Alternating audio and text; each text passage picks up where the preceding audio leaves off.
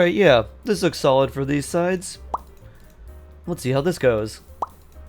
The first half, second half really doesn't do anything. For the first side of the Abyss Floor 12, I am using the classic Kazuha national team. The grouping is really nice and the AoE helps a ton. A freeze. Oh, I didn't get frozen. Nice. Very cool. For the first wave of enemies on Abyss 12-1, the first half, they're really annoying because they tend to separate from each other very quickly, but if you run behind them at the start, they tend to group together just behind you, so that helped a lot here. You can also run freeze on the first half of floor 12 because every enemy can be frozen, and that might make the first half a little bit easier. Oh, well, that was a little bit delayed. Whoops. Be careful when fighting the big Dendro alien balls because those things hurt a lot. Especially when you're using characters that apply elements to themselves like Bennett. I'm surprised burning doesn't tear through these shields that fast. Electro actually works very well against these enemy shields, so if you're having trouble with those shields or just want them to be in their normal state and not in their super enhanced very dangerous state, try bringing an Electro character if this floor is giving you any trouble. Do we have enough?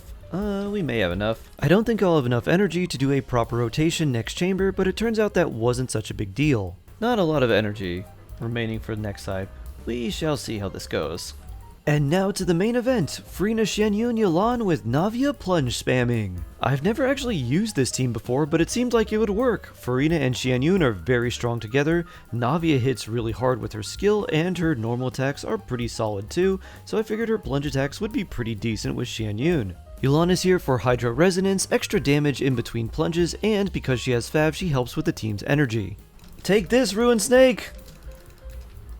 This is for Noor and all the annoying things that you did to us while we tried to fight you like 12 times. So yeah, this team seems effective. Plunge, Gunbrella, plunge, Gunbrella, plunge, Gunbrella. Since this is my first time playing this team, I tend to make a lot of mistakes and I hardly play optimally, but I still almost beat this boss before it actually goes underground and becomes invulnerable. I don't know about this though. Boop. Blam! Alright, that does like nothing. I actually don't know how to disable this boss either. Blam! Alright, well, that worked. Ignore mechanics. Use Gunbrella.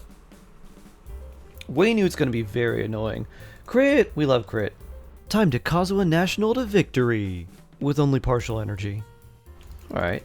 You can get some energy back while you're doing your little spinny things. Alright. Bloop. I try to focus the pets first. They don't have that much health and beating them does a huge amount of damage to the Eremites. Xiangling! This is also where grouping or large AoEs becomes incredibly important because the crocodile and scorpion pets like to run away from you and not be in the group when everyone else is. So if you can force everything to stay grouped together or just have a really big AoE and can blast them down no matter where they are, then this chamber becomes so much easier. This is why teams with Kazuha, Sucrose, Venti, or Freeze teams and Neuvillette work very, very well here. But honestly, Neuvillette works on both sides really, really well. I don't know what our energy's like there, but that was pretty good time. 45 seconds? Pretty solid. We're starting with this. Next on to the Waynute, an incredibly annoying boss that just does its very best to waste time and frustrate you. If you can't produce very high burst damage, this will probably be the chamber that prevents you from getting 36 stars.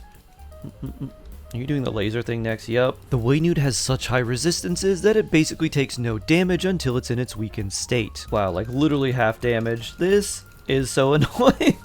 I mean, we're hitting it pretty hard. I messed up and should have used Xianyun's burst in its weakened state, but I was worried I wouldn't have enough energy for chamber 12-3. Nice, nice. Alright, so we need to summon you. We need to wait until these little orbs come up. Echo and song. Now it's time to blast the worm, who's thankfully at half health already. Well, with rocks. Considering I have over a minute to beat the boss, I decide to take my time and make sure everyone has enough energy for the next chamber. I probably should have used Bird Retainer. I was like, I'll worry about that later. Boop. Now I will. I really shouldn't have used her burst there, it was way too late. Alright, where are you going? Laser? Nope. Not quite. Boop. Run over here. Yelan. Oh. Bird. Blam. Yeah, we had plenty of time there. Next is 12-3. I don't have full energy on either team, but as it's gone pretty smoothly, I don't think that's really going to matter too much. Next, this one. Attack percent, minus defense, plus 40 attack. Yeah, I want that one. Who needs defense? The first half of this chamber is just 2 waves of 2 mechs. It's pretty easy. They have a lot of HP, but this is where Kazuha National can shine. And if you farmed as much of the Golden Troop Marushosei Hunter domain as I have, then this chamber will feel like a breeze. It's definitely the easier of the 2 chambers, as the Aeon Blight Drake can be very annoying and difficult to hit. We're just basically AoEing down and grouping enemies to win. You two come here.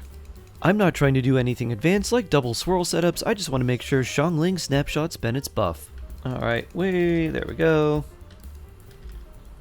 A snapshot, which I think I got. Boop. The enemies on this floor just basically end up being punching bags, and we end up finishing the first half of Chamber 3 in under a minute. That was like 50-ish seconds. Fairly quick there. Now we've got this, which I can start with you. I'll do this just for healing. I start with Furina's Burst and Xianyun's Heal to get a bunch of fanfare stacks. Ow. I shoot the wings down with Yelan after being rudely interrupted on my first attempt. Other wing. Now it's time to burst my way to victory, but since I'm inexperienced with this team, I don't have enough energy on Xianyun quite yet, so I decide to hold off on using her burst right away. So I build energy back up on everyone on the team and then start the Plunge Gunbrella combination. But by the time everything lines up, the boss is already half dead, and I don't get to enjoy the Plunge and Gunbrella spam as much as I'd like to. First world Genshin problems. Blam!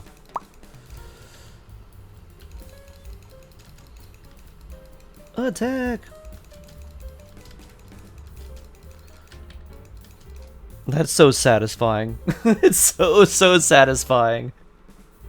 Let's take a look, in case anyone's wondering about the characters I have. So let's see, we start with Navia, almost 3k attack. 90 or 89 out of 90. Wolf Scrapestone. 2-piece Troop, 2-piece Shiminawa. C0. 10-10, 6.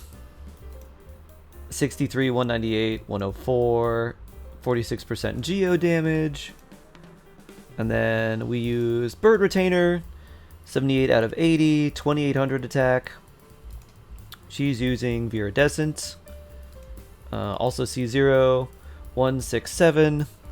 The skill really doesn't matter, it's mostly just the burst. And she's using Oathsworn Eye. Overall stats. 17, 192, 207, 15% animo damage from VV. We didn't use Nahida there. We did use Xingqiu, 90, 1500 attack. Fab Sword, C6, Emblem, 1212, 11212, 46, 167, 205. Bennett, 1500 attack. 36, 179, 187. And physical damage, because he's running Aquila. Artifacts are 4-piece Noblesse, also C6. Xiangling, also C6. Level 90, 1300 attack. 69, 119, 230. With Favlance. And 4-piece Emblem. Where is Kazuboy? Kazuboy. 4-piece VV, 768 EM, 1300 attack, 19, 105, 190, with Fab Sword. And let's see, where's Furina and Yelan? Furina, level 89 out of 90, 3800, almost 39,000 HP, 65, 160, 167. Using Festering Desire, Golden Troop, C0, 11010, and then Yelan, 189. I should level that up. And then 58, 150, 203, 46, and she is running emblem as well. C0. What does this need? Prosperity! I should really make that 9. But those are the characters I used.